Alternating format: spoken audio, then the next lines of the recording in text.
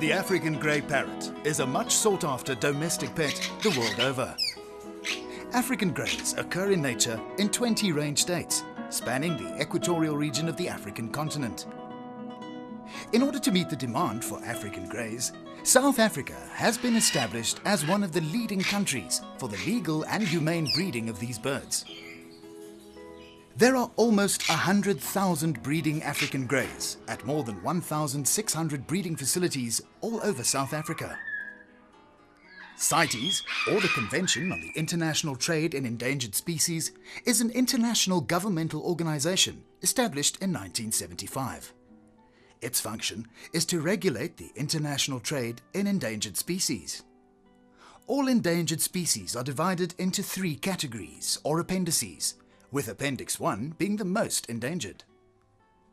The upcoming 17th Conference of the Parties to CITES, also known as COP17, will be hosted by South Africa. Here, some member countries, such as Gabon, will propose that African grey parrots be uplisted from Appendix 2 to Appendix 1. In order for a species to be upgraded to Appendix 1, it must be under serious threat of becoming extinct in nature, and all commercial trade of the species is prohibited. The Parrot Breeders Association of Southern Africa, or PASA, strongly objects to this proposal and doesn't believe that it is justified. Of the 20 range states where these birds occur, there is no evidence of exploitation in 7 of these regions. Of the remaining 13 range states, exploitation stopped more than 10 years ago in 9 out of those 13 countries. The other 4 countries stopped exploitation respectively in 2013 and 2014, and 2 countries, being the DRC and Cameroon, carried on in 2015. CITES did not approve any African grey export quota for 2016. There will therefore be no exports from Cameroon and the DRC for the next few years. At least not until a new non-detrimental finding is presented to CITES. PASA believes this will protect the species in the wild. Appendix 2, with a 0 quota, prohibits the trade in wild caught birds. An uplisting to Appendix 1 will have quite the opposite effect, as it will also ban all exports of captive-bred African greys. If South Africa cannot trade further in African greys as a result of the fact that they are now on CITES 1, there will be a greater demand for wild-caught African greys again.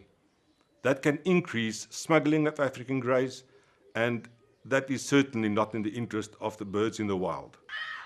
More than 65,000 African grey chicks are bred in South Africa each year, under strictly controlled conditions. The vast majority of these birds are exported to markets in the Middle East and Far East.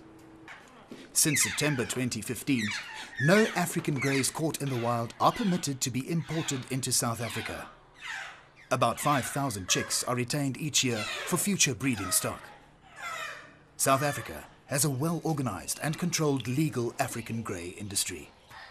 South Africa is the most successful breeder of African greys worldwide, and 7 out of every 8 African greys that's traded internationally was originally bred in South Africa. According to the Gabon proposal, between 40 and 60% of wild-caught birds die before they reach their final destination.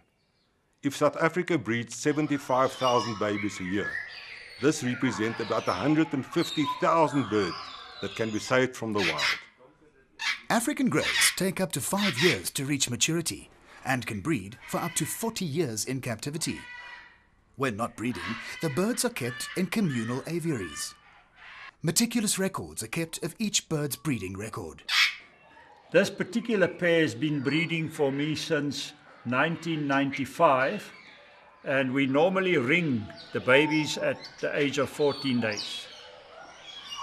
Breeding pairs are allowed to naturally incubate and hatch their eggs in special breeding cages. African greys are excellent parents.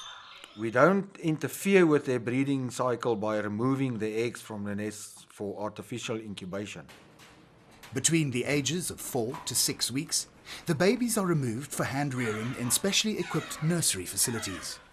This is a typical African grey baby hand rearing facility. However, in my area it is not the breeding season for African greys. That is the reason why we are not involved in hand rearing at this moment. The parrots are kept on a healthy diet that contains all the necessary nutrients to ensure a successful breeding program. As part of a well-balanced diet, we also supply the birds with a variety of freshly cut greens every day. In South Africa, a possible uplisting of African greys to Appendix 1 will also have a huge negative impact on the more than 2,500 workers in the African grey breeding industry. There's about 1,600 breeders of African greys in South Africa, and over 20,000 people is dependent on the income of the African greys. If we cannot export African greys anymore, those people will lose their livelihoods. The Gabon proposal for the uplisting of African greys to Appendix 1 contains several inaccuracies about captive breeding in South Africa that are all refuted by the local industry. PASA strongly feels that an uplisting of African greys will not be in the interest of the wild population. We will partake in the upcoming COP17 meeting, and we already called on the South African government not to support the uplisting. At the meeting, we will also call on all the other countries not to support the uplisting.